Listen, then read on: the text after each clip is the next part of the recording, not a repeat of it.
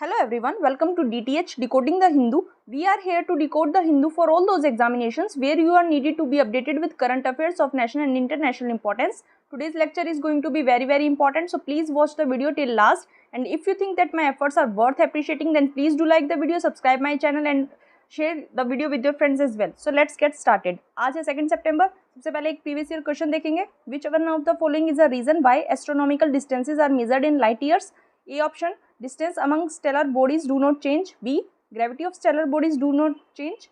C, light always travels in straight line. D, speed of light is always same. आपको इसका answer comment box में जरूर लिखना है. इसका आंसर हम वीडियो के लास्ट में डिस्कस करेंगे. एक क्योट देख लेते हैं. I measure progress of a community by the degree of progress which women have achieved. किसकी क्योट है ये? डॉक्टर बी आर अम्बेडकर की. ये क्योट आप जीएस पेपर एथिक्स ऐसे कहीं भी यूज कर सकते हैं. इसको आपको नोट डाउन करके रख लेना है. न्यूज एनालिसिस की तरफ चलते हैं. सबसे पहली न्यूज़ है हमारे पास कि जीएसटी के रेवेन्यूज़ हैं उन्होंने अगेन 1.4 लाख करोड़ की मार्क को क्रॉस कर लिया है.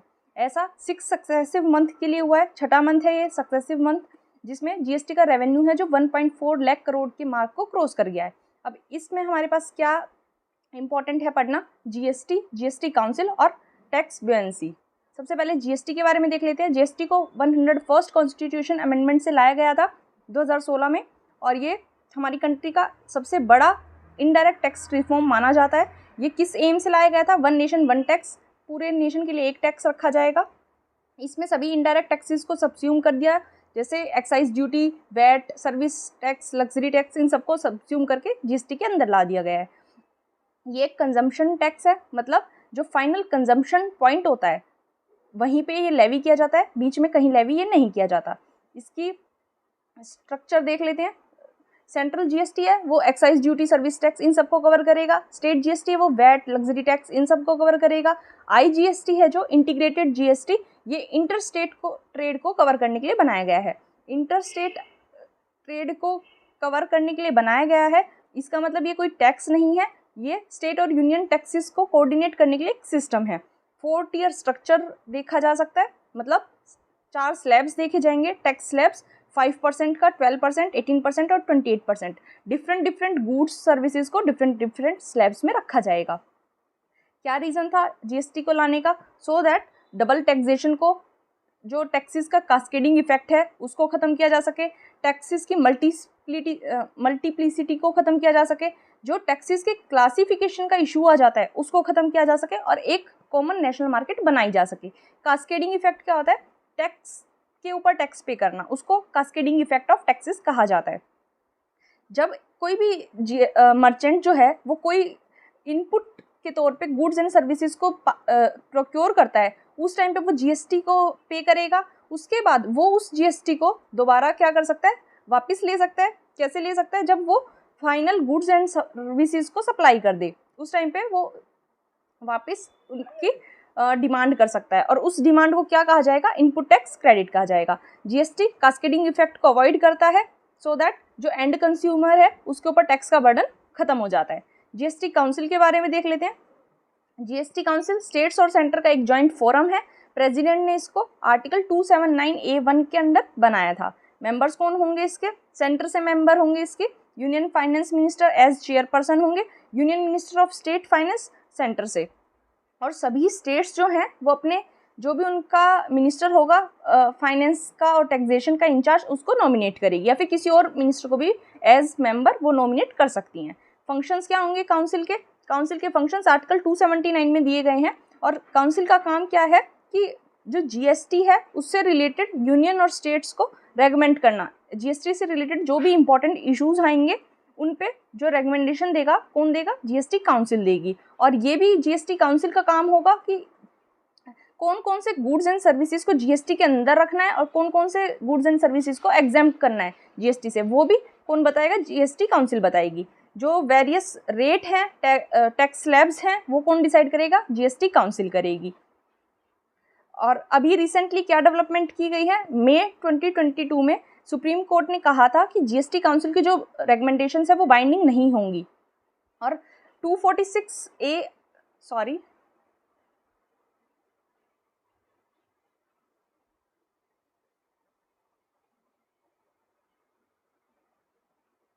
246 246A आर्टिकल जो है हमारे पास, वो पार्लियामेंट और स्टेट लेजिस्लेचर को साइमल्टेनियस पावर देता है जीएसटी पे लॉज बनाने के लिए।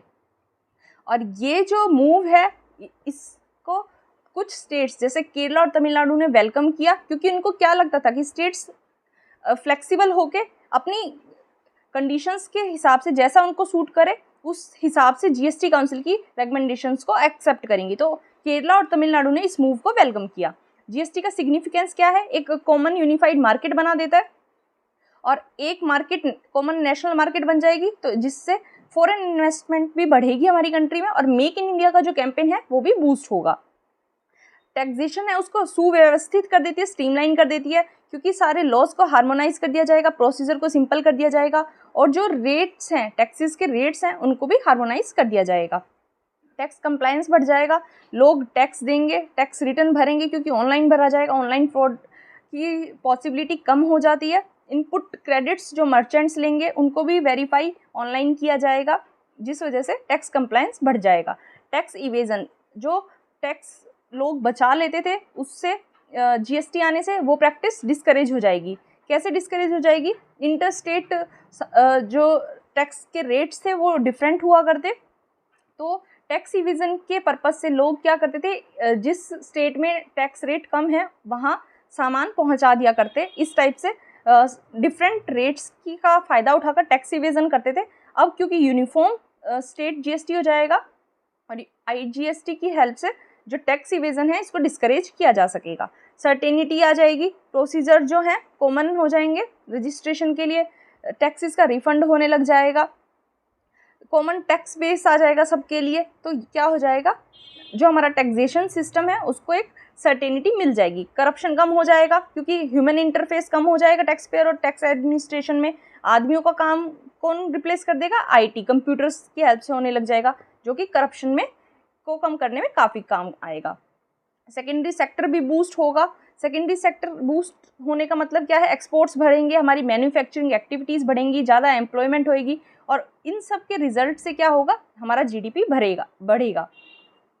जीडीपी बढ़ेगा तो क्या होगी? इकोनॉमिक ग्रोथ होगी। अब इश्यूज़ क्या हैं जीएसटी के साथ?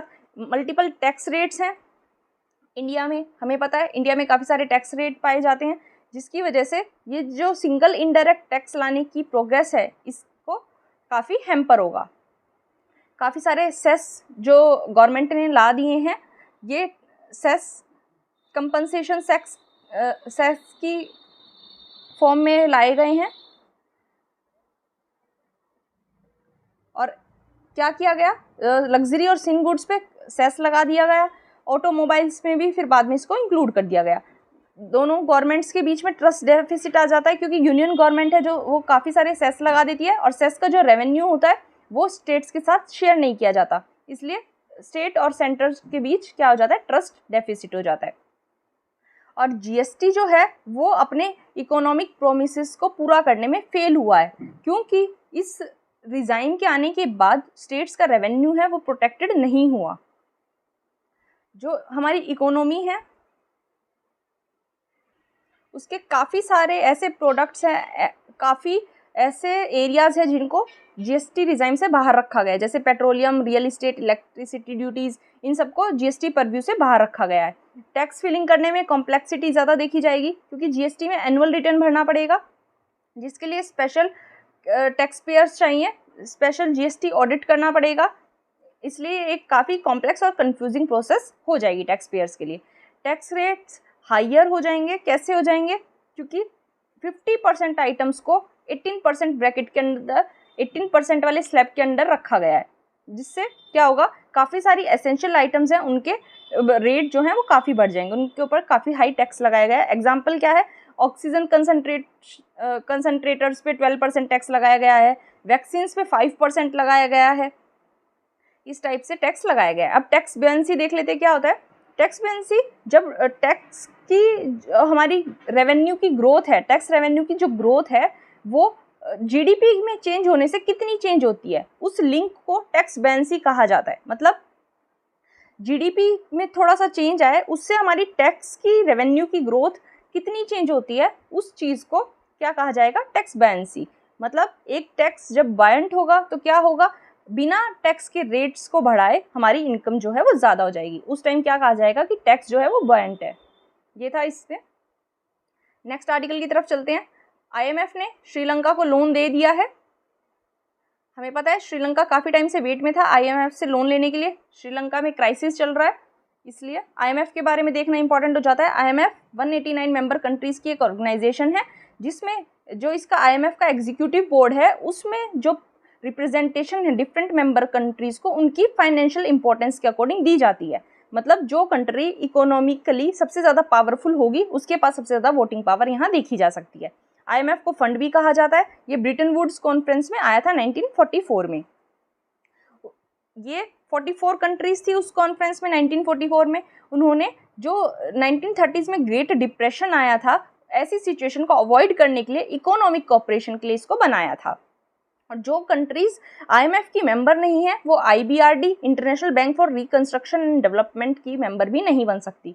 ये किसका पार्ट है, किस ग्रुप का पार्ट है, ये आपको कमेंट बॉक्स में लिखना है। ये हमने कल या परसों ही डिस्कस किया है, बताना है आपको। ऑब्जेक्टिव क्या है IMF के, ये ग्लोबली मॉनेटरी कोऑपरेशन को बढ़ा देगा, फाइनेंशियल स्टेबिलिटी को अश्योर करेगा, इंटरनेशनल ट्रेड को बढ़ाएगा, हाई एम्प्लॉयमेंट जनरेट करेगा, इकोनॉमिक ग्रोथ को प्रमोट करेगा और पूरे वर्ल्ड में से पॉवर्टी को रिड्यूस करने का इसका एम है। फंक्शंस क्या क्या हैं, रेगुलेटरी फंक्शंस कौन कौन से हैं इसके, ये जो है ये एक्सचेंज रेट पॉलिसीज को रेगुलेट करता है और जो करंट अकाउंट ट्रांजैक्शंस हैं उनकी पेमेंट पे ये रेस्ट्रिक्शंस लगाता है। मतलब करंट अकाउंट में कितनी ट्रांजैक्शन, कितनी पेमेंट की ट्रांजैक्शन की जा सकती है उस पर रेस्ट्रिक्शंस लगाने का काम और उसको रेगुलेट करने का काम किसका होता है, IMF का होता है। फाइनेंशियल फंक्शन कैसे करता है ये, कि जिस भी कंट्री में शॉर्ट या मिड टर्म में BOP क्राइसिस चल रहा हो उसको ये फाइनेंशियल सपोर्ट प्रोवाइड करवाता है मेंबर कंट्री को। उसके बाद कंसल्टेटिव फंक्शन क्या होता है, ये सभी मेंबर कंट्रीज में इंटरनेशनल कोऑपरेशन को क्या करता है, प्रमोट करता है। उसके बाद टेक्निकल असिस्टेंस जिस भी कंट्री को चाहिए उसको प्रोवाइड करवाता है। IMF क्योटा क्या होते हैं, IMF में के फंड में दो मेजर सोर्सेज होते हैं, क्योटा और लोन्स। क्योटा का मतलब क्या होता है, जो मेंबर नेशंस अपने फंड्स को पूल करते हैं, मतलब अपना फंड उसमें कंट्रीब्यूट करते हैं, उसको कहते हैं क्योटा। और यही IMF के फंड्स का सबसे ज़्यादा पार्ट होल्ड करता है। किसी भी मेंबर का क्योटा उसकी इकोनॉमिक और फाइनेंशियल इंपॉर्टेंस पे डिपेंड करेगा। मतलब जो इकोनॉमिकली ज़्यादा इम्पॉर्टेंट है नेशन उसका ज़्यादा बड़ा क्योटा देखा जाएगा।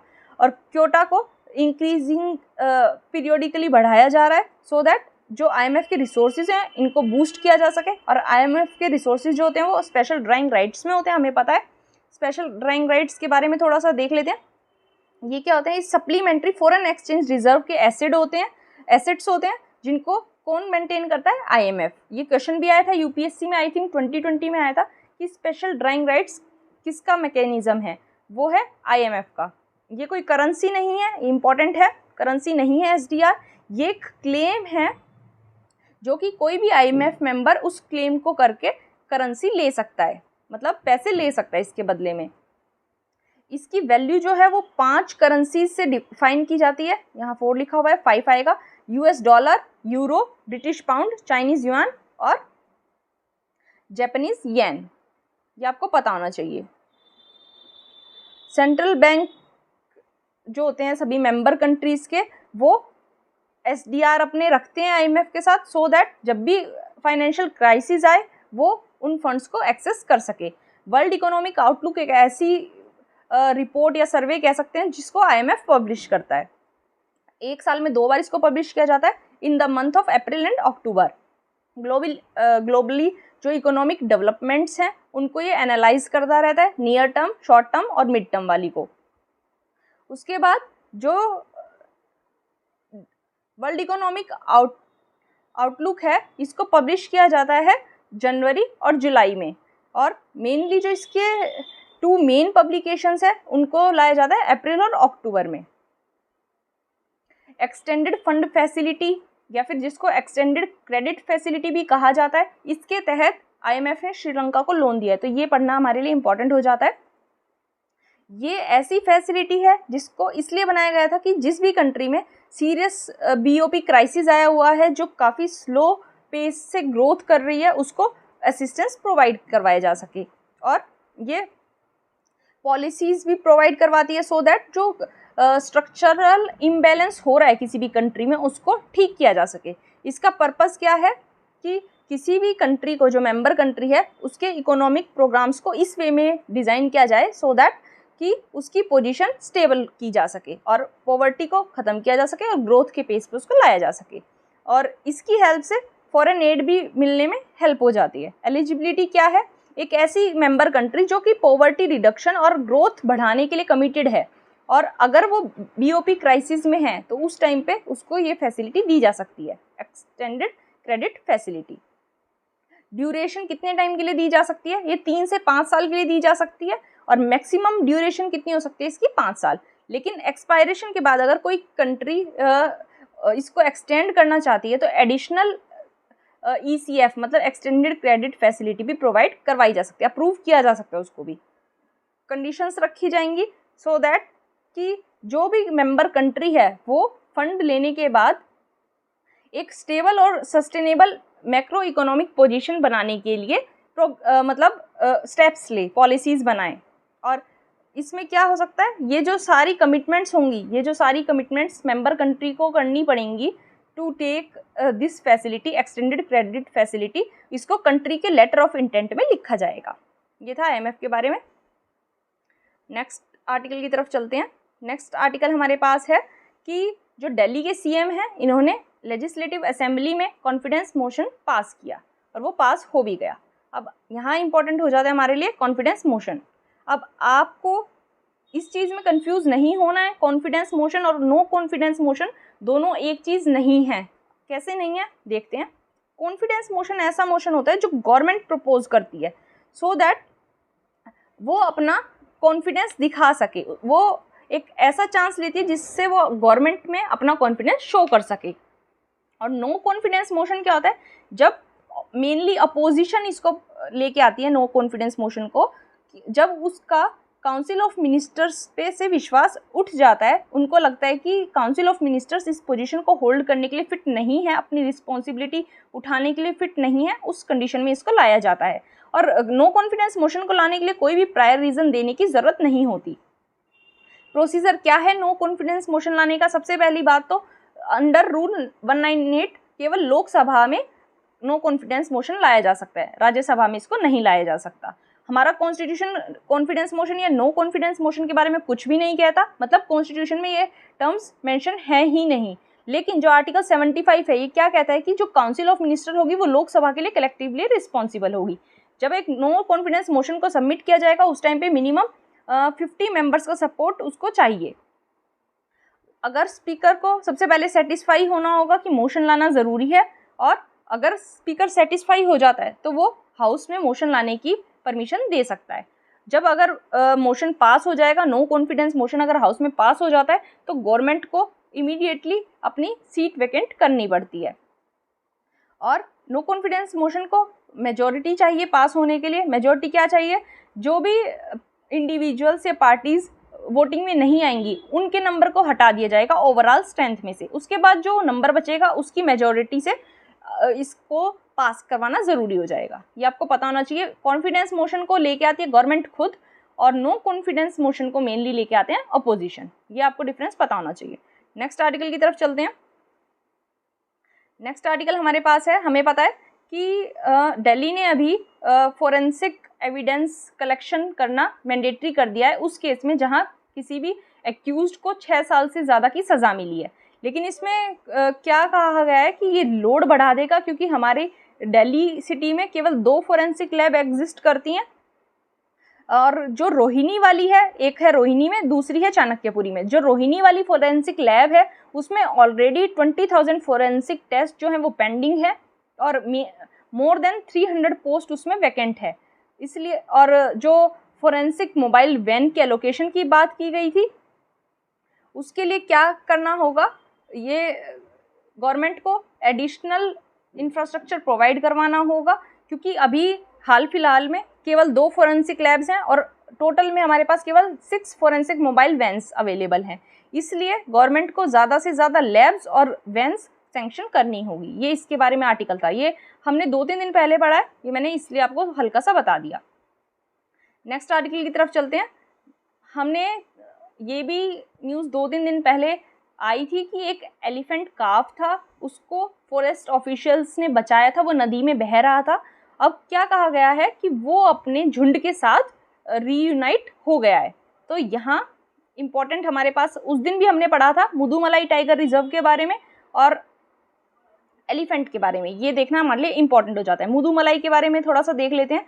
ये नीलगिरी डिस्ट्रिक्ट में लोकेटेड है, तमिलनाडु स्टेट में, और 3 स्टेट्स के ट्राई जंक्शन के पास ये पड़ता है, कर्नाटका, केरला और तमिलनाडु। ये नीलगिरी बायोस्फीयर रिजर्व का पार्ट है। नीलगिरी बायोस्फीयर रिजर्व में और कौन कौन आता है, एक तो ये आ गया मुदुमलाई, उसके बाद वायनाड वाइल्ड लाइफ सेंचुरी जो कि केरला में है, बांदीपुर नेशनल पार्क जो कि कर्नाटका में है, और मुकुर्ती नेशनल पार्क और साइलेंट वैली नेशनल पार्क, ये सब नीलगिरी बायोस्फीयर रिजर्व का हिस्सा हैं। मुदुमलाई का मतलब होता है एक एंशिएंट हिल रेंज, और ऐसा माना जाता है कि जब वेस्टर्न घाट बने थे 65 मिलियन ईयर्स अगो, तभी ये बनी थी, उतनी ही ये पुरानी है। कौन कौन से इंपॉर्टेंट फ्लोरा और फोना पाए जाते हैं, फ्लोरा देख लेते हैं सबसे पहले। इस रिजर्व में बड़ी बड़ी घास पाई जाती है जिसको एलिफेंट ग्रास कहा जाता है। एक बैम्बू मिलता है यहाँ जो कि एक स्पेशल वेराइटी का है, और स्पेशल टिम्बर, वैल्यूएबल टिम्बर की स्पीशीज यहाँ देखी जा सकती हैं, जैसे टीक और रोजवुड। काफ़ी सारा एंडेमिक फ्लोरा यहाँ देखा जा सकता है। एंडेमिक फ्लोरा कौन सा होता है, जो केवल इसी प्लेस पे पाया जाता है, बाकी कहीं नहीं पाया जाता। फोना के बारे में देख लेते हैं। फ्लैगशिप स्पीसीज यहाँ मिलती है, टाइगर और एशियन एलिफेंट। फ्लैगशिप स्पीसीज क्या होती है, जो किसी भी प्लेस की इकोनॉमी के बारे में, इकोनॉमी नहीं, इकोलॉजी के बारे में इंफॉर्मेशन देती है। उनको देख के आइडिया लगाया जा सकता है कि किसी पर्टिकुलर प्लेस की जो इकोलॉजी है वो कैसी है। ऐसी स्पीशीज को फ्लैगशिप स्पीशीज कहा जाता है। और कौन कौन सी स्पीशीज पाई जाती हैं, Indian gaur, spotted deer, common langur, Malabar giant squirrel, wild dog, jungle cat, ये सभी यहाँ पाए जाते हैं। बर्ड्स कौन कौन से मिलते हैं, इस रिजर्व में 260 स्पीसीज से भी ज़्यादा के वैरायटी के बर्ड्स देखे जा सकते हैं। और टोटल जो हमारे इंडिया में बर्ड स्पीसीज हैं उसका 8% केवल और केवल मुडुमलाई में मिला है, मतलब रिकॉर्ड किया गया है। रेयर बर्ड्स भी यहाँ पाए जाते हैं, जैसे Malabar grey hornbill, Malabar pied hornbill, Malabar laughing thrust. आप इसको कैसे याद रख सकते हैं, जिनके नाम के आगे मालाबार लगा है आप थोड़ा सा आइडिया रख सकते हैं कि वो मुडुमलाई में मिलेंगे। और कौन कौन से टाइगर रिजर्व्स हैं जो तमिलनाडु में देखने को मिल जाएंगे, Annamalai tiger reserve, Kalakad Mundanthurai tiger reserve और सत्यमंगलम टाइगर रिजर्व। ये टाइगर रिजर्व आपको तमिलनाडु में देखने को मिल जाएंगे। किसी भी एरिया को अगर टाइगर रिजर्व बनाना है तो कैसे बनाया जाएगा, स्टेट गवर्नमेंट एनटीसीए को अपना प्रपोजल देंगी, फिर जो एनटीसीए है या तो स्टेट गवर्नमेंट अपना प्रपोजल एनटीसीए को देंगी, या फिर सेंट्रल गवर्नमेंट एनटीसीए के थ्रू स्टेट गवर्नमेंट को एडवाइस करेंगी कि वो अपने स्टेट में एक पर्टिकुलर पोजीशन पे टाइगर रिजर्व बना दे। और कैसे डिक्लेयर किया जाता है, इनको डिक्लेयर करते हैं, एनटीसीए डिक्लेयर करती है विया wild life protection amendment act 2006। Project tiger के अंडर टाइगर रिजर्व्स को डिक्लेयर किया जाता है। प्रोजेक्ट टाइगर क्या था, एक सेंट्रली स्पॉन्सर्ड स्कीम लेके आई थी गवर्नमेंट ऑफ इंडिया 1973 में, और इसका एम क्या था कि इन सीटू कंजर्वेशन किया जाएगा वाइल्ड टाइगर्स का। इन सीटू कंजर्वेशन क्या होता है कि जहां उनका नेचुरल हैबिटेट है वहीं पर उनको कंजर्व किया जाएगा। लार्जेस्ट टाइगर रिजर्व कौन सा है, आंध्र प्रदेश का नागार्जुन श्रीशैलम टाइगर रिजर्व जो है वो लार्जेस्ट टाइगर रिजर्व है इंडिया का। और ऐसा टाइगर रिजर्व जहाँ सबसे ज़्यादा टाइगर पाए जाते हैं वो कौन सा है, कॉर्बेट टाइगर रिजर्व उत्तराखंड का, यहाँ सबसे ज़्यादा टाइगर पाए जाते हैं। सेकंड नंबर पे मिलते हैं नागरहोल टाइगर रिजर्व में, थर्ड नंबर पे मिलते हैं बांदीपुर टाइगर रिजर्व में, आपको पता होना चाहिए। अब एनटीसीए के बारे में थोड़ा सा देख लेते हैं। एनटीसीए एक स्टैट्यूटरी बॉडी है, काम करती है ministry of environment, forest and climate change के अंदर। इसको 2005 में बनाया गया था टाइगर टास्क फोर्स की रिकमेंडेशंस पे, और बनाया गया है इसको वाइल्ड लाइफ प्रोटेक्शन एक्ट 1972 के अंडर, सो दैट तब ये स्टैट्यूटरी बॉडी हो जाती है। इसका काम क्या है, टाइगर कंजर्वेशन के जो भी काम है उनको स्ट्रेंथन करना।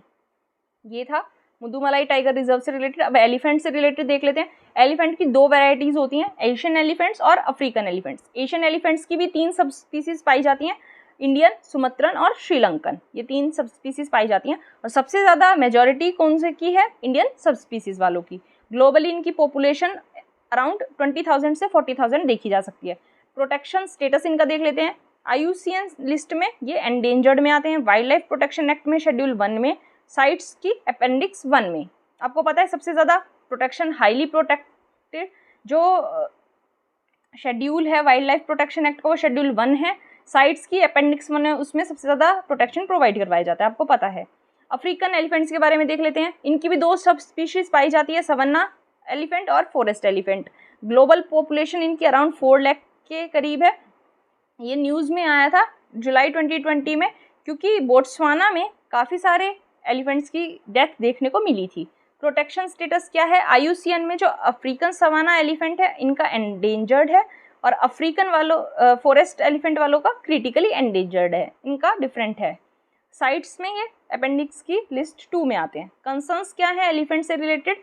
इनका अवैध शिकार किया जाता है, इनका हैबिटेट जो है वो लॉस हो रहा है, ह्यूमन और एलिफेंट में कॉन्फ्लिक्ट देखा गया है, और इनको जब भी कैप्टिविटी में रखा जाता है तो इनके साथ काफ़ी बुरा बर्ताव किया जाता है, काफ़ी इनको मतलब दुर्व्यवस्था से रखा जाता है। उसके बाद जो एलिफेंट टूरिज़्म है उसमें भी इनको काफ़ी सारा एब्यूज़ का सामना करना पड़ता है, और माइनिंग एरिया में किसी में हो रही है जिसकी वजह से इनका कॉरिडोर जो है वो डिस्ट्रक्ट हो जाता है। इनके कंजर्वेशन के लिए कौन कौन से स्टेप्स लिए गए हैं? काफ़ी सारे प्रोग्राम्स और प्लान्स लाए गए हैं जो कि इनके शिकारी हैं और इनको मारने वाले हैं उनको अरेस्ट किया जा सके। काफ़ी सारे एलिफेंट रिजर्व बनाए जा रहे हैं स्टेट्स में। मैसूरू और डांडेली एलिफेंट रिजर्व है कर्नाटका में, इसका एग्जाम्पल हम देख सकते हैं। जो इन्वेजिव स्पीसीज़ हैं लेंटाना और यूपेटोरियम, इनको हटाया जा रहा है सो दैट ग्रास की ग्रोथ को ये प्रिवेंट करती हैं, जिसपे एलिफेंट्स जो हैं फीड ऑन करते हैं। जो मैन एलिफेंट कॉन्फ्लिक्ट होता है वो किस वजह से होता है कि इनका नेचुरल हैबिटेट ख़त्म हो रहा है, इसलिए खाने के लिए भूख की वजह से शहरों में आ जाते हैं। इसके लिए बैरिकेड्स लगाए जाने चाहिए so that man elephant conflict को प्रिवेंट किया जा सके। और ऐसा सेल बनाया गया है so that forest fire prevention को वो स्टडी करेगा। गज यात्रा एक इनिशिएटिव लिया गया, अवेयरनेस कैंपेन लाया गया था एलिफेंट्स और एलिफेंट कॉरिडोर्स को बचाने की नीड के बारे में था। ये माइक प्रोग्राम आया था 2003 में। ये एक इंटरनेशनल कोलैबोरेशन था जिसमें जो इलीगल किलिंग होती है एलिफेंट्स की उसको कंजर्व करने के लिए, उनके कंजर्वेशन एफर्ट्स को मॉनिटर करने के लिए इसको लाया गया था। प्रोजेक्ट एलिफेंट लाया गया था 1992 में। ये एक सेंट्रली स्पॉन्सर्ड स्कीम थी। इसका एम क्या था? एलिफेंट्स का प्रोटेक्शन, उनके हैबिटेट का प्रोटेक्शन और कॉरिडोर्स का प्रोटेक्शन। जो ministry of environment, forest and climate change है वो फाइनेंशियल और टेक्निकल सपोर्ट प्रोवाइड करवाती है काफ़ी सारे एलिफेंट रेंज स्टेट्स में जहाँ भी एलिफेंट्स पाए जाते हैं। जो महात हैं, जो लोग एलिफेंट को राइड करते हैं उनको महात कहते हैं, हमें पता है। वो और उनकी फैमिलीज़ एक काफ़ी इम्पोर्टेंट पार्ट प्ले करती है एलिफेंट्स के वेलफेयर में। और सुप्रीम कोर्ट ने 2011 में क्या कहा था कि जो नीलगिरीज एलिफेंट कॉरिडोर है वहाँ जो रिजॉर्ट्स हैं उनको बंद करना है सो दैट कि जो एलिफेंट्स हैं या एनिमल्स हैं उनका जो पैसेज है उसको ब्लॉक ना करना पड़े, उनके पास राइट ऑफ पैसेज है।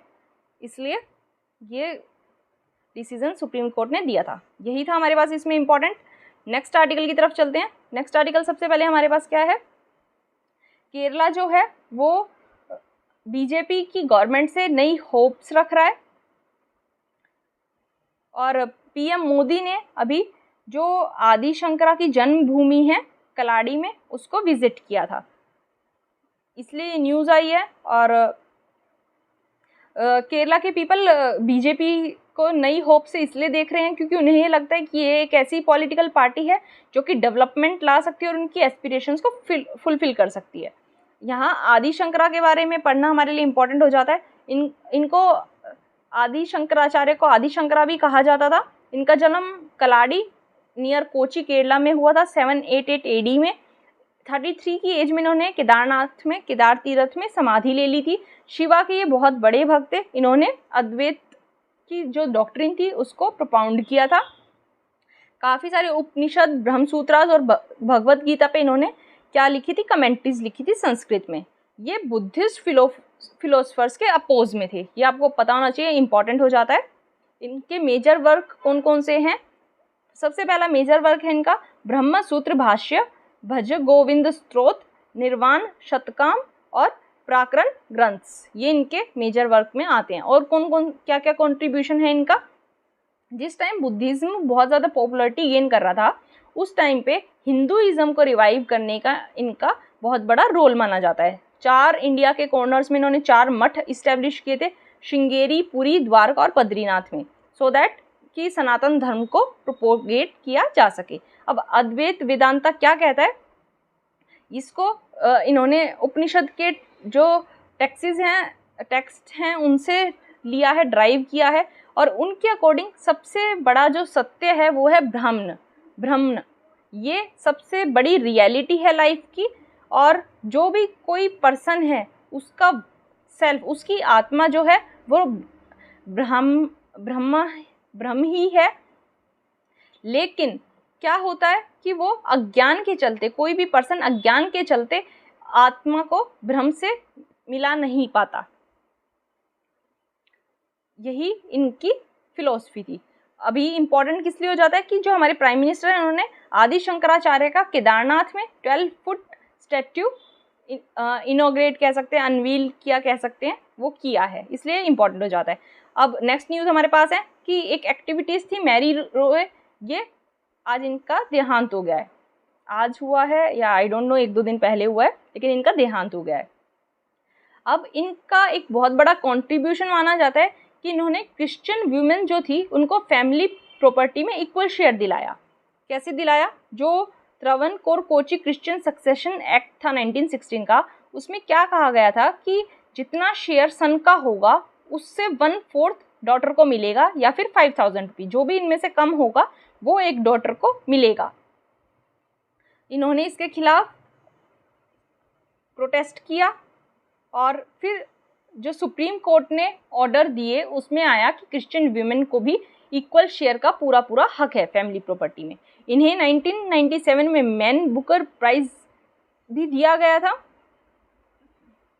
सॉरी, इन्हें नहीं दिया गया था, इनकी डॉटर को दिया गया।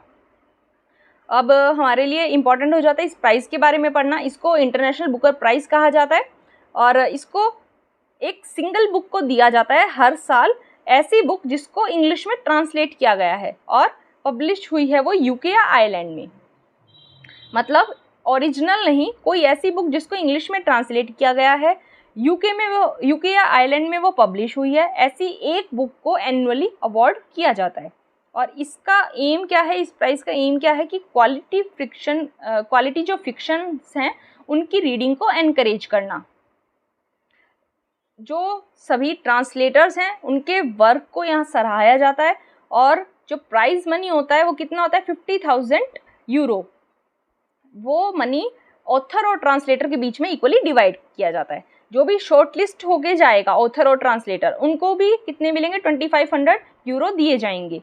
नोवेल्स और कलेक्शन ऑफ शॉर्ट स्टोरीज दोनों ही एलिजिबल हैं इस प्राइज़ के लिए। न्यूज़ में क्यों था ये कि इंडियन लैंग्वेज की first book tomb of saint ऐसी है जिसको ये प्राइज़ मिला है, इंटरनेशनल बुकर प्राइज़ जिसको मिला है।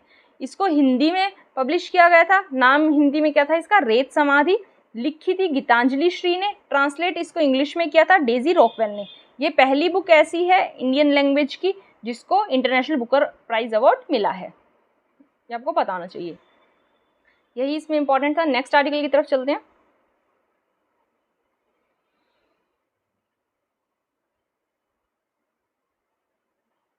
नेक्स्ट आर्टिकल में हमारे पास सिंगल यूज़ प्लास्टिक के बैन के ऊपर बात की गई है।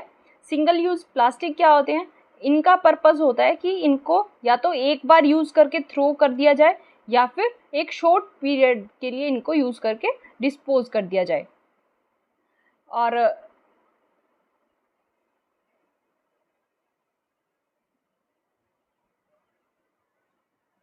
इनका सबसे बड़ा नुकसान क्या देखा जाता है कि इनको डिस्पोज नहीं किया जा सकता, और ये हमारे जो समुद्र है उनमें काफ़ी बढ़ते जा रहे हैं। इनको रीयूजेबल चीज़ों की तरह दोबारा से यूज़ नहीं किया जा सकता, ये इसका सबसे बड़ा ड्रॉबैक है। थोड़ी सी बैकग्राउंड देख लेते हैं। इंडिया जो है वो UNEA United nation environment assembly की पार्टी है, और इंडिया ने भी कमिट किया था कि वो कुछ स्टेप्स लेगा जो प्लास्टिक पोल्यूशन है, सिंगल यूज़ प्लास्टिक से जो हो रहा है उसको मिटिगेट करने के लिए। इसके रिस्पॉन्ड में इंडिया में काफ़ी सारी आइटम्स को बैन किया गया है, जैसे प्लास्टिक स्टिक्स थी, balloon sticks, plastic flags, candy sticks, इन सब चीज़ों को जो कि लेस देन 100 माइक्रोन की थी उनको बैन किया गया। एनवायरनमेंट पे सिंगल यूज़ प्लास्टिक का क्या इम्पैक्ट पड़ता है हमने देख लिया। इंडिया ऐसी पहली कंट्री नहीं है जिसने सिंगल यूज़ प्लास्टिक को बैन किया है। बांग्लादेश ऐसी पहली कंट्री बना था जिसने थिन प्लास्टिक बैग्स को 2002 में बैन कर दिया था। उसके बाद न्यूजीलैंड ने प्लास्टिक बैग्स को 2019 में बैन किया। चाइना ने भी एक फेज्ड इम्प्लीमेंटेशन के साथ 2020 में प्लास्टिक बैग्स के ऊपर बैन लगा दिया। कैसे प्लास्टिक वेस्ट को मैनेज किया जाता है?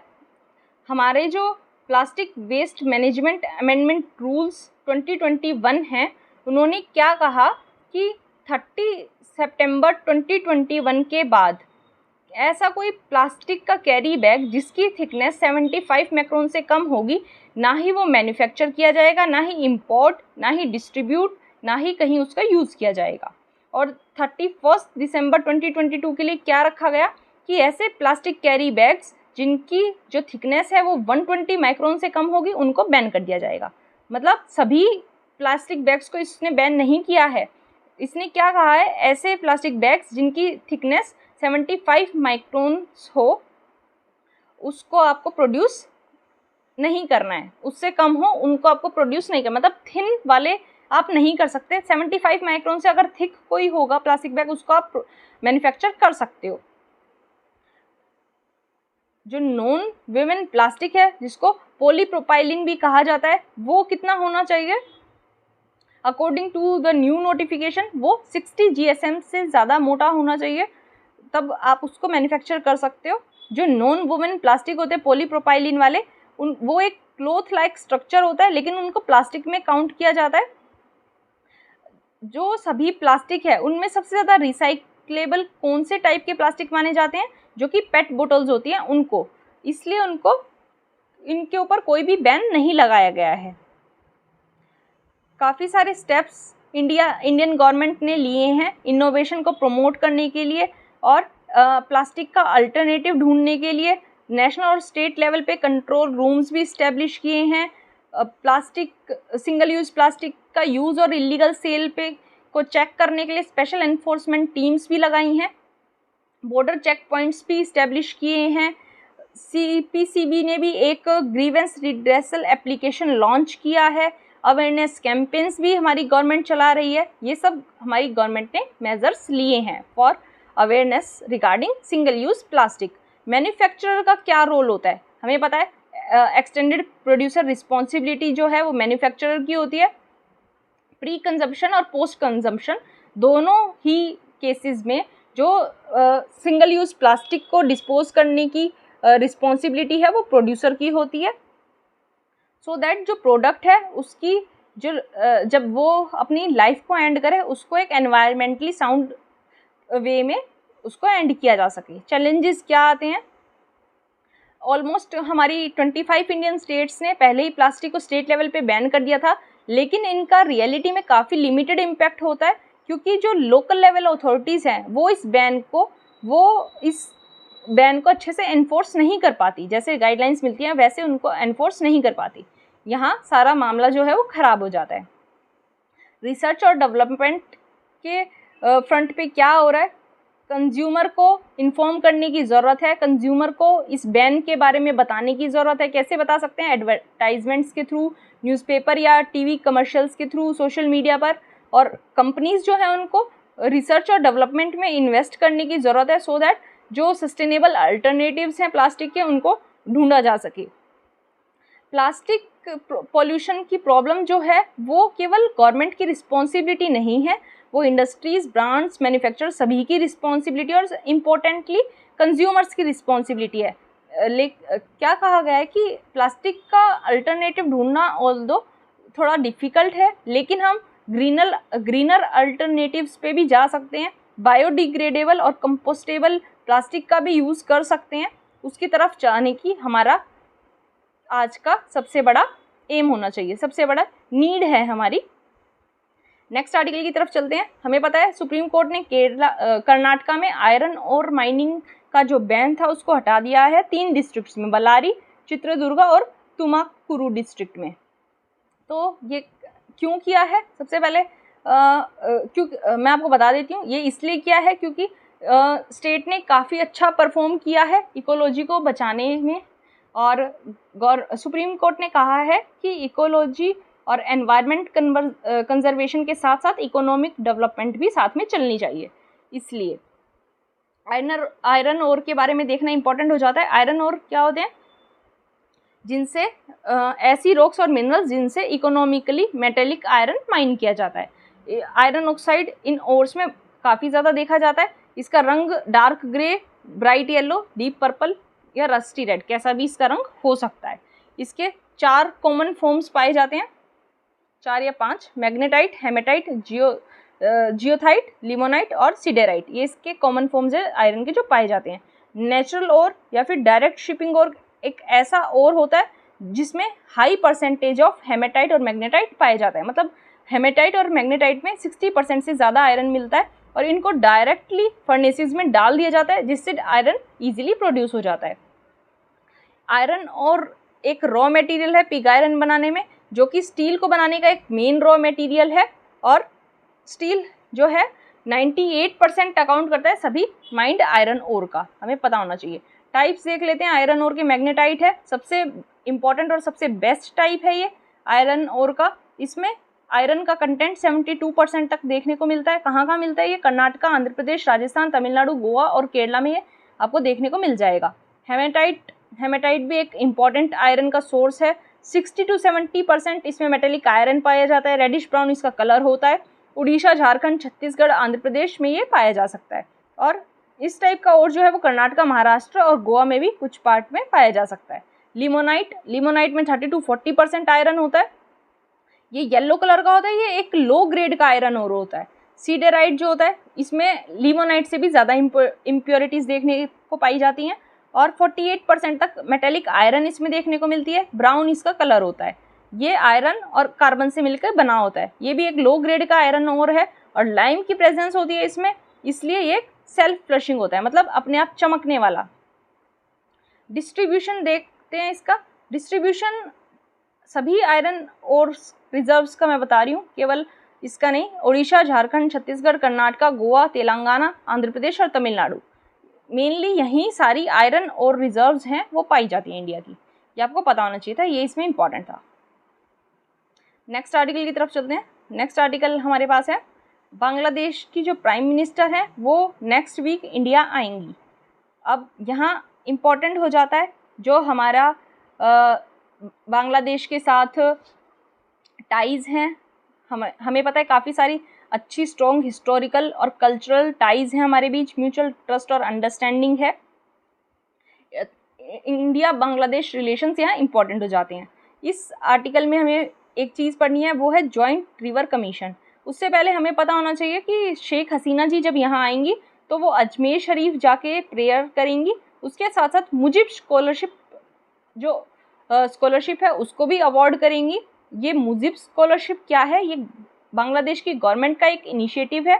इसमें जो लिबरेशन वॉर था 1971 का, उसमें जो इंडियन आर्मी के पर्सनल थे जो या तो भाई शहीद हो गए थे या फिर जिनको काफ़ी क्रिटिकल इंजरीज हुई थी, उनके डिसेंडेंट्स को ये एक स्कॉलरशिप प्रोवाइड करवाते हैं। ये इनिशिएटिव मुजिब स्कॉलरशिप में है।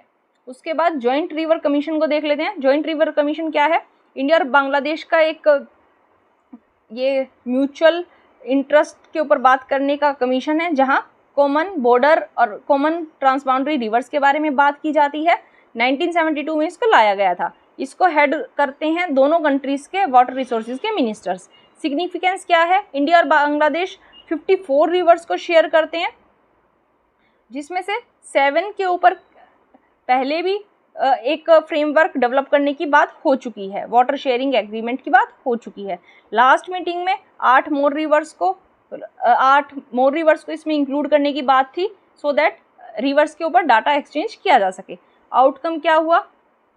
कॉमन रिवर्स जो हैं दोनों कंट्रीज़ के बीच में, गंगा, तीस्ता, मनु, मुहुरी, खोवई, गुमती, धारला, दूधकुमार, कुशियारा, इन सभी पे बात की जा सके।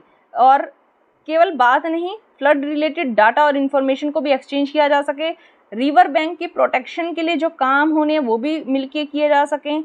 जॉइंट बेसिन मैनेजमेंट किया जा सके और इंडियन रिवर इंटरलिंकिंग जो प्रोजेक्ट है, जहाँ बात की जाती है कि इंडियन रिवर्स हैं उनको इंटरलिंक कर दिया जाएगा, उसके बारे में भी यहाँ बात की जाएगी। ये इंपॉर्टेंट आपके लिए हो जाता है। नेक्स्ट आर्टिकल हमारे पास है वोस्टॉक एक्सरसाइज होगी रशिया में 2022 वाली, जिसमें इंडिया और चाइना पार्टिसिपेट करने वाले हैं। और यूएस ने इंडिया की पार्टिसिपेशन को क्रिटिसाइज किया है,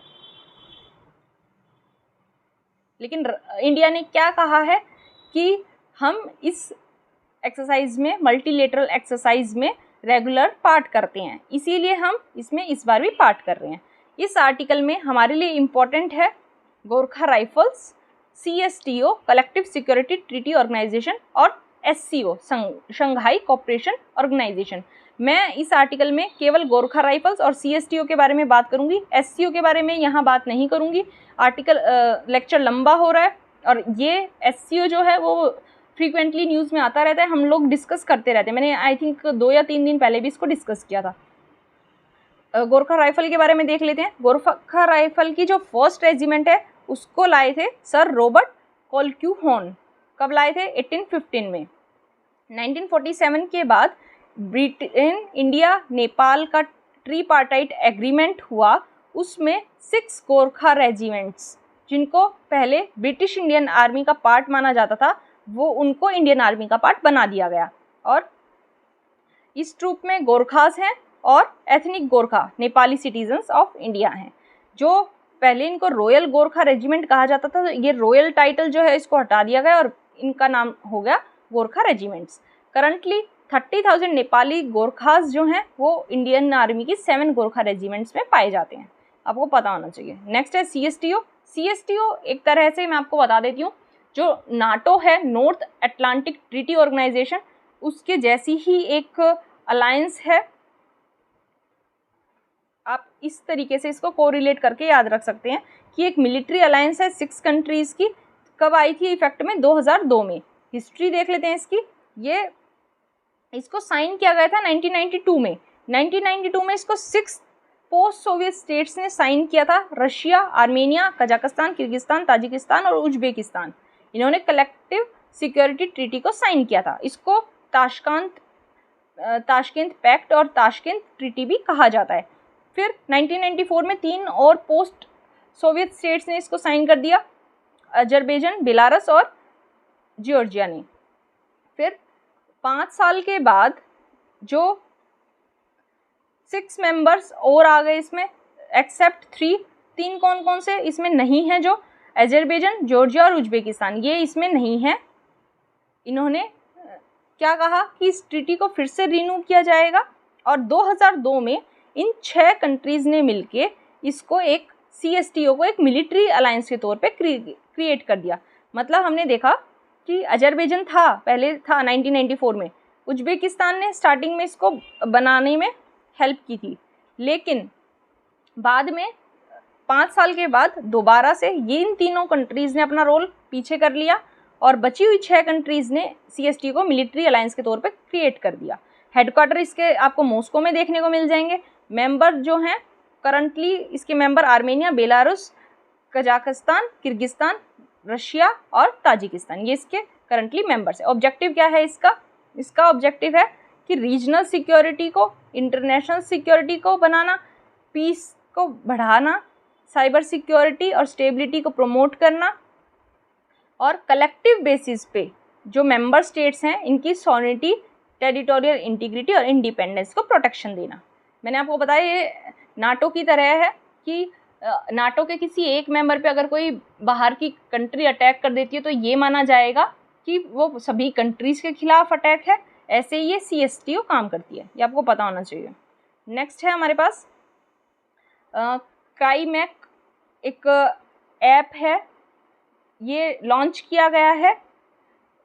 मिनिस्ट्री ऑफ होम अफेयर ने इसको 2020 में लॉन्च किया था। इसको चलाता कौन है? इसको चलाता है NCRB। और इसका काम क्या है? जो क्राइम इंसिडेंट्स होते हैं उनको अर्ली डिटेक्ट करना और उनका प्रिवेंशन करना।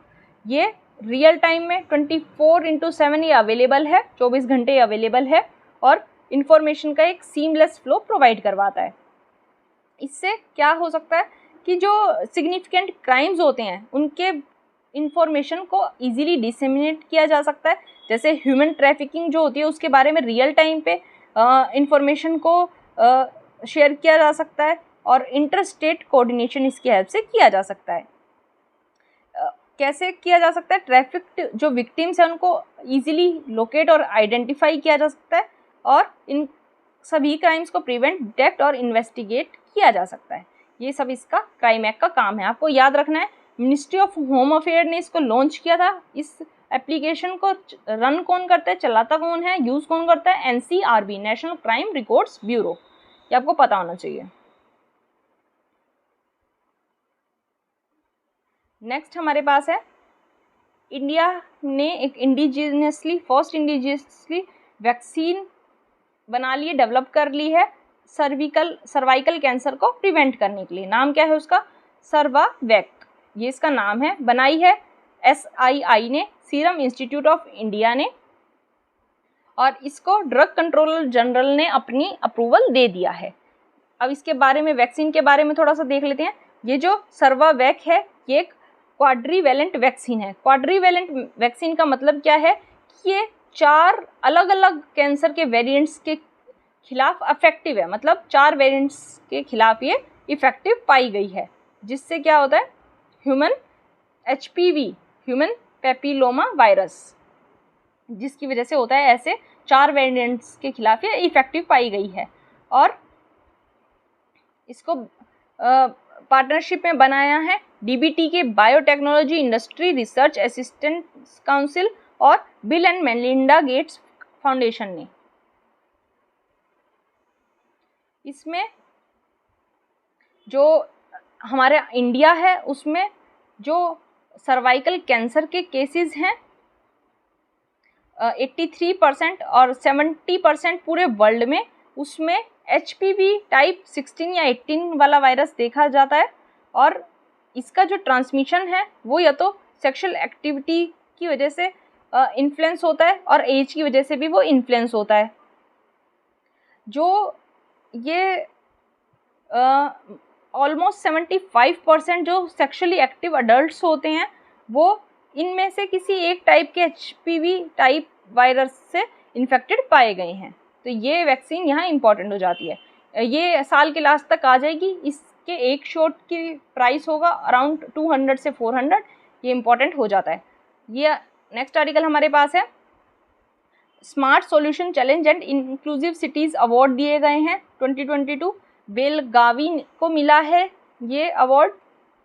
ये किस लिए दिए जाते हैं कि जो भी स्टेट, जो भी सिटी सबसे अच्छा परफॉर्म करती है डिसेबल्स को एजुकेशन और हेल्थ केयर एक्सेस करने में,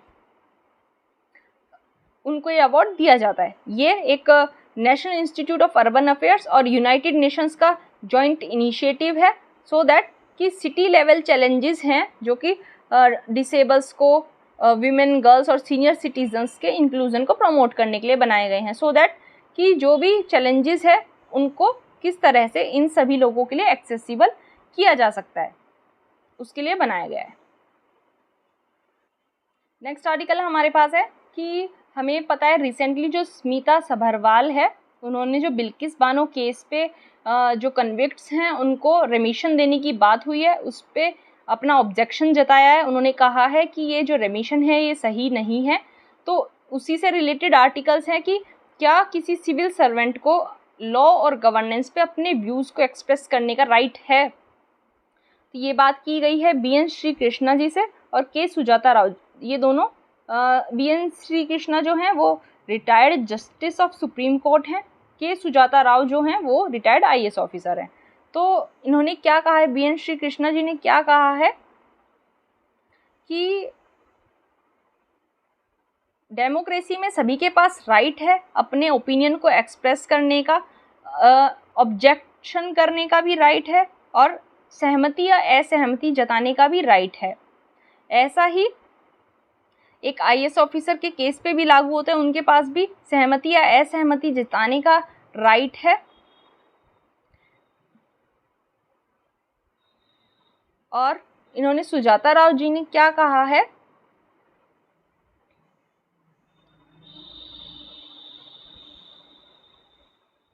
सुजाता राव जी ने कहा है कि गवर्नमेंट पॉलिसीज़ को ज़्यादा ट्रांसपेरेंट करके लोगों के सामने लाना through social media government officer का काम है, और हमें ये पता होना चाहिए कि क्या ऐसा गवर्नमेंट ऑफिसर का कोई एक्शन है जो सोसाइटी को हर्ट करेगा, कॉन्स्टिट्यूशन को हर्ट करेगा या रूल ऑफ लॉ के खिलाफ होगा। लेकिन जो ये बिल्किस बानो का केस है, ये ना ही सोसाइटी को हर्ट कर रहा है, कॉन्स्टिट्यूशन को हर्ट कर रहा है, ये कॉन्स्टिट्यूशन को हर्ट कर रहा है, सोसाइटी को हर्ट कर रहा है, रूल ऑफ लॉ के भी अगेंस्ट है।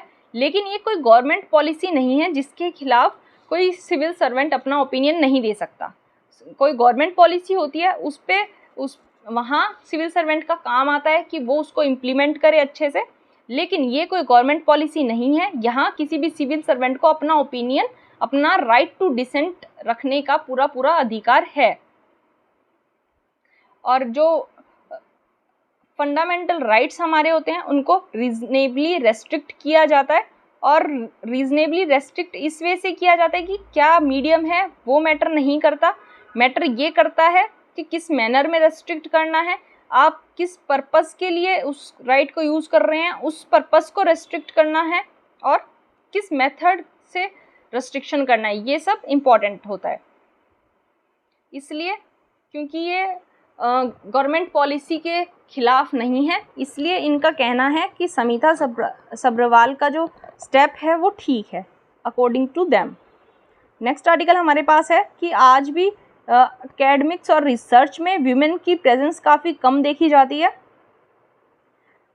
और इसकी स्टार्टिंग कहाँ से देखी जा सकती है। 1933 में जब कमला सोहनी जी ने CV रमन को अप्रोच किया था, क्योंकि वो उनकी गाइडेंस के अंडर फिज़िक्स में रिसर्च करना चाहती थी, लेकिन उन्होंने ये कह के उनको मना कर दिया, उनकी रिक्वेस्ट को खारिज कर दिया कि वो एक वुमेन है, इस बेसिस पे उनको अपने अंडर गाइडेंस देने से मना कर दिया। वो एक सत्याग्रह पे चली गई, डायरेक्टर ऑफिस के सामने सत्याग्रह पर बैठ गई इस डिस्क्रिमिनेशन के खिलाफ, और फिर बाद में उनको 1 साल के लिए इस कंडीशन पर एडमिट किया गया कि अगर उनकी रिसर्च की क्वालिटी से डायरेक्टर सेटिस्फाई नहीं होंगे और उनकी प्रेजेंस से मेल कुलीग्स जो हैं वो डिस्ट्रैक्ट नहीं होंगे, तभी उनके काम को रिकॉग्नाइज किया जाएगा। ये कंडीशन उनके सामने रखी गई। ऐसा ही और भी केसेस देखे जाते हैं। अभी 2018 में प्रोफेसर एलिसेंड्रो स्ट्रूमिया पीसा यूनिवर्सिटी के हैं, उन्होंने कहा था कि physics was invented and built by man, मतलब फिज़िक्स को इन्वेंट और बनाया किसने है, मैन ने, और किसी भी इन्विटेशन से इसको नहीं बनाया गया।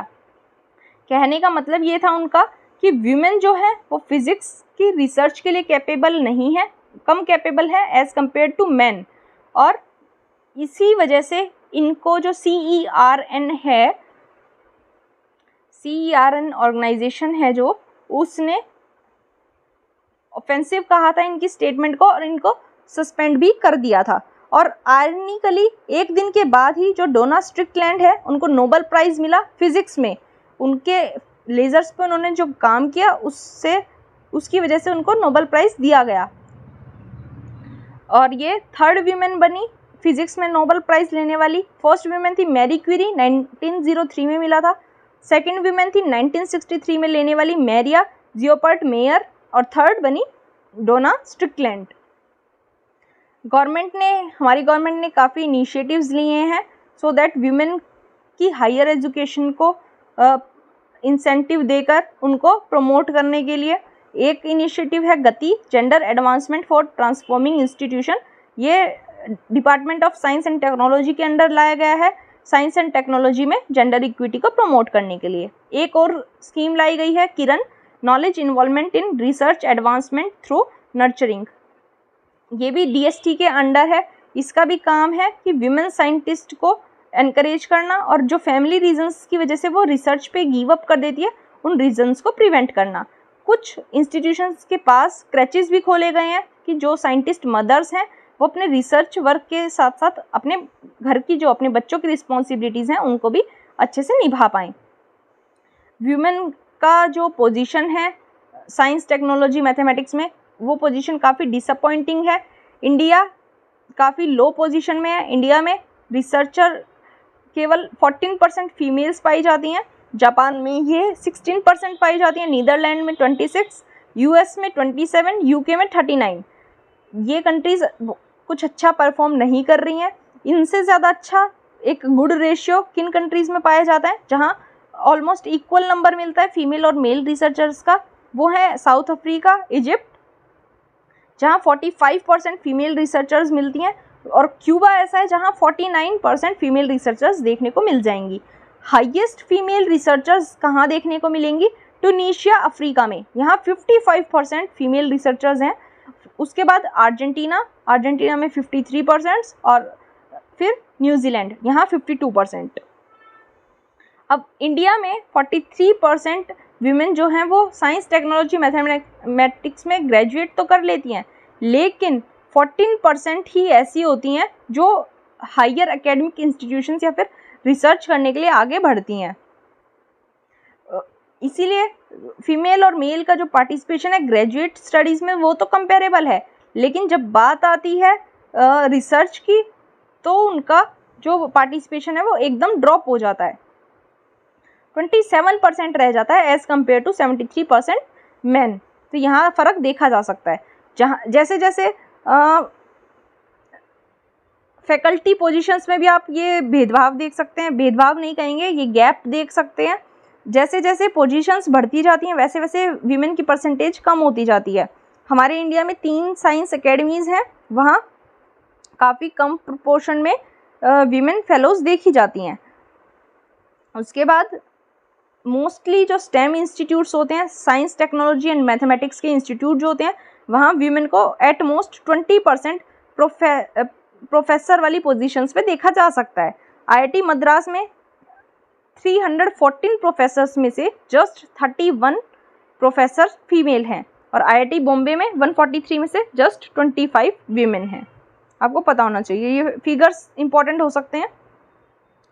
फीमेल पार्टिसिपेशन जो डिसीजन मेकिंग बॉडीज़ होती हैं हायर, जैसे बोर्ड ऑफ गवर्नर्स होते हैं, council of institutes of higher education होते हैं, इसमें भी इनकी जो पार्टिसिपेशन है वो काफ़ी लो देखी जाती है। कॉरपोरेट वर्ल्ड में क्या सिनेरियो है? कॉरपोरेट वर्ल्ड में जो सीनियर मैनेजमेंट की पोजीशन है उसमें जो वीमेन है उनका परसेंटेज 39% तक देखा जा सकता है, जो कि ग्लोबल एवरेज से ज़्यादा है।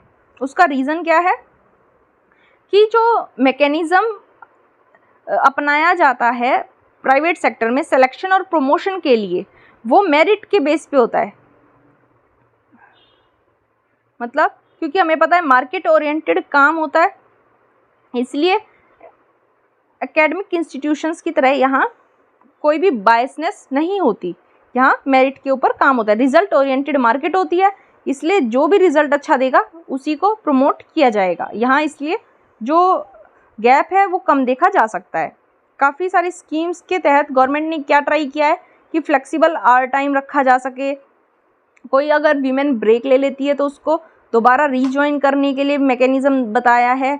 अलग अलग सेक्शंस रखे गए हैं जो कि केवल वीमेन ऑपरेट करेंगी, ऐसा प्रोविज़न भी दिया है, लेकिन इनके जो बेनिफिट्स हैं वो इतने ज़्यादा दिखाई नहीं दे रहे हैं। इसलिए ये कहा गया है कि अगर हमें 2047 तक अपनी कंट्री को डेवलप्ड नेशन बनाना है तो हमें जेंडर पैरिटी को भी एश्योर करना होगा। ये था हमारा आज का न्यूज़पेपर। अब चलते हैं वोकैबुलरी देख लेते हैं। वोकैबुलरी के 2 वर्ड्स हैं हमारे पास। सबसे पहला है क्यू। क्यू का मतलब है इशारा, हिंट। दूसरा है इमिनेंट। इमिनेंट का मतलब करीब, निकटस्थ। ये आपको याद रखनी है। अब प्रीवियस ईयर क्वेश्चन देख लेते हैं। इसका आंसर क्या है? Which one of the following is the reason why astronomical distances are measured in light years. Astronomical distances को लाइट ईयर्स में क्यों मेज़र किया जाता है? क्योंकि लाइट की स्पीड है वो हमेशा सेम रहती है, इसलिए। तो आंसर इसका होगा डी। ये था आज का लेक्चर। अगर आपको लेक्चर पसंद आया है, लेक्चर हेल्पफुल लगा है, समझ में आया है, तो वीडियो को लाइक ज़रूर कर दें, चैनल को सब्सक्राइब कर लें और वीडियो को ज़्यादा से ज़्यादा शेयर करें। Thank you so much.